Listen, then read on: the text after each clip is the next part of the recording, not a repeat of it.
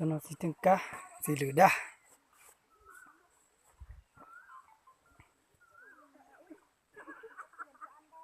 rồi được cả ổ rau nữa rau rồi rong tốn nó lại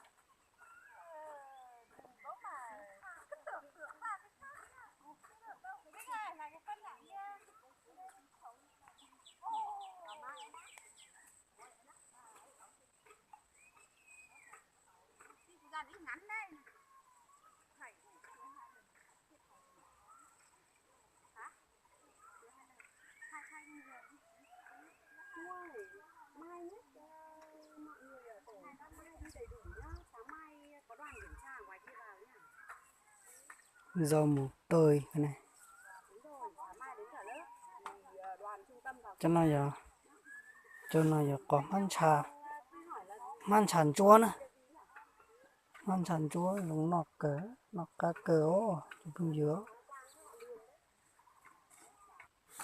cho nó rau chua nè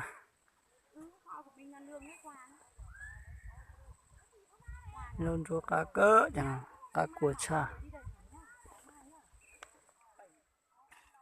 đủ nhá cái này đủ lắm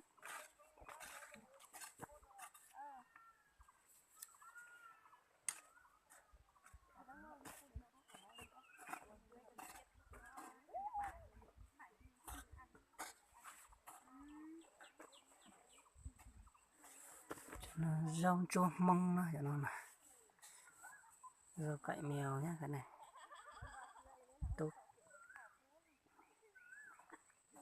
vừa tỉa xong tốt lắm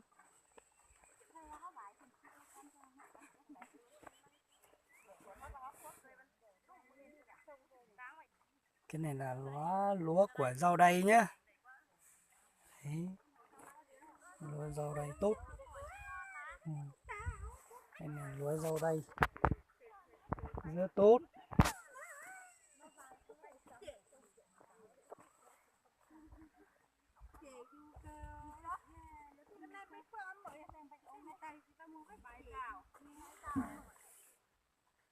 đấy rau đay 2 lúa nhá 3 lúa rau đay tốt cái này rau rèn đỏ nhá đấy. Rau rèn đỏ cái này ngon lắm 3 lúa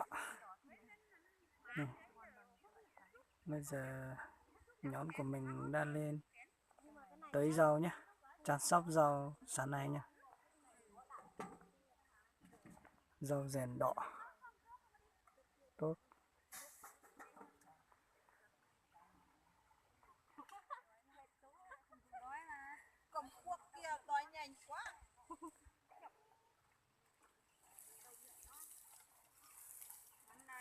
hôm qua có ăn cơm tôm mệt quá về ngủ.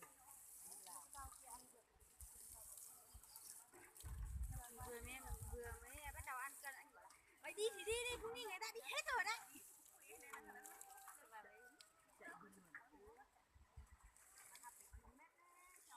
này rau muống nhá 2 lúa Có mẹ nhưng mà mình bảo là nếu là xin cái đứa salad cho xong rồi xong là mình đặt vòng nhưng mà thịt thịt gì có bầu nhìn đâu bảo là chờ cái salad 2 lúa này tốt đây này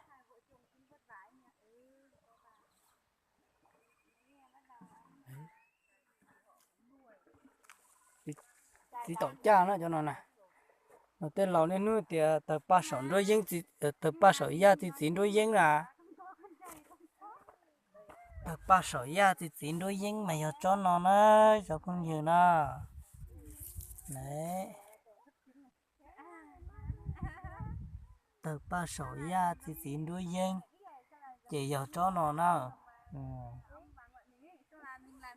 đấy này bỏ đi nó nè. Đấy, cho nó cô giờ cho nó giờ cho rau ăn chi này ruộng chế vậy. Thế bây giờ xong hết à? Từ ba số ya thế ó, cho nó từ ba số ya thì chỉ đôi dân thế nó, trong đó thì là họ sinh thế, cho nó đi nữa, hái dừa nhá, dừa nhá, tốt đấy, vừa tới sông, vừa tới sông, đây này, đấy 3 lúa, 4 lúa, 5 lúa, rất tốt.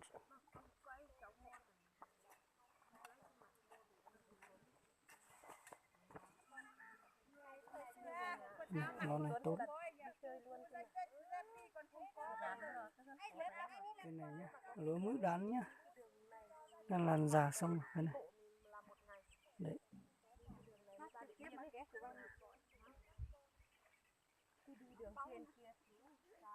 Đi này, trồng thành ta trồng lại,